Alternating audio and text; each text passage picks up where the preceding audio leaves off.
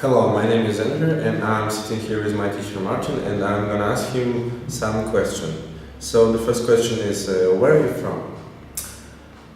Originally, I was born in a little town, not so little town, called Coatbridge, which is on the edge of Glasgow in Scotland. And for the first 20 or so years of my life, I lived around that area. But since the age of 21, I've lived in different countries of the world. Okay, how long have you been an English teacher for? I first started teaching English in the year 2000, so we're now in 2016, so 16 years or so, yeah, maybe 15 a bit. Oh. Have you been a teacher in many different countries, maybe?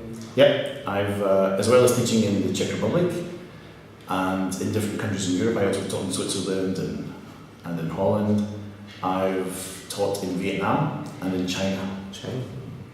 And do you like your role as a teacher?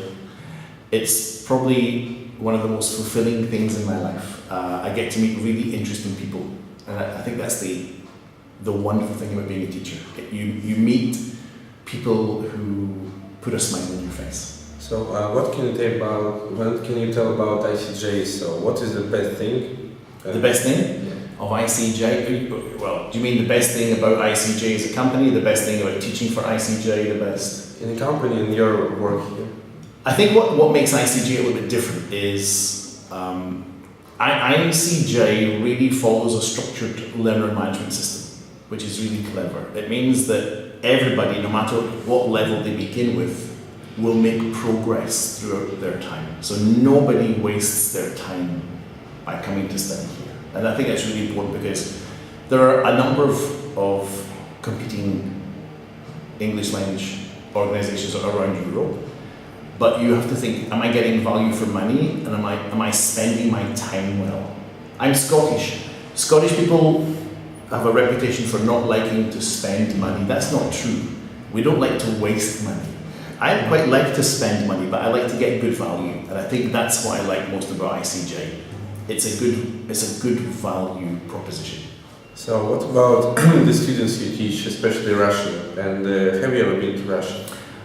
I've touched down in Russia to change planes in the airport, but I've never left the airport. It's one of my dreams would be to make a trip to Russia. I certainly would. There are some amazing cities there that I want. I want to visit St. Petersburg, I want to visit Kazan. There are so many things I'd like to do.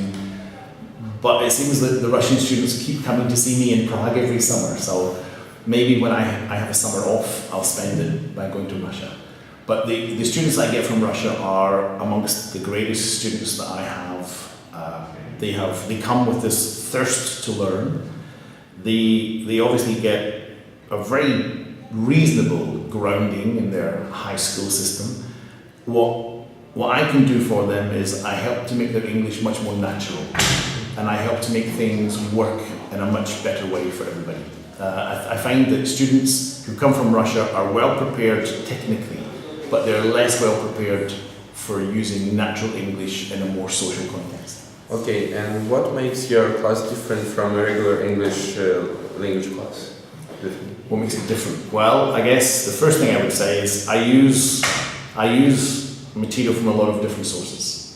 And my classes aren't the same. Well, you've been in my class. They're not the same day to day. Yeah. Sometimes we play simulations. I know that we've recently been doing some negotiation skills.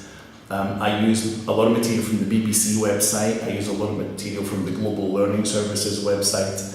I use a lot of material from different sources. And I think that's what keeps it fresh. Every day is something a little bit different. And so the students are always engaged. And people, I think, enjoy coming to the class because we laugh and we learn and we're doing something new all the time. Okay, thank you. And thank you for good questions.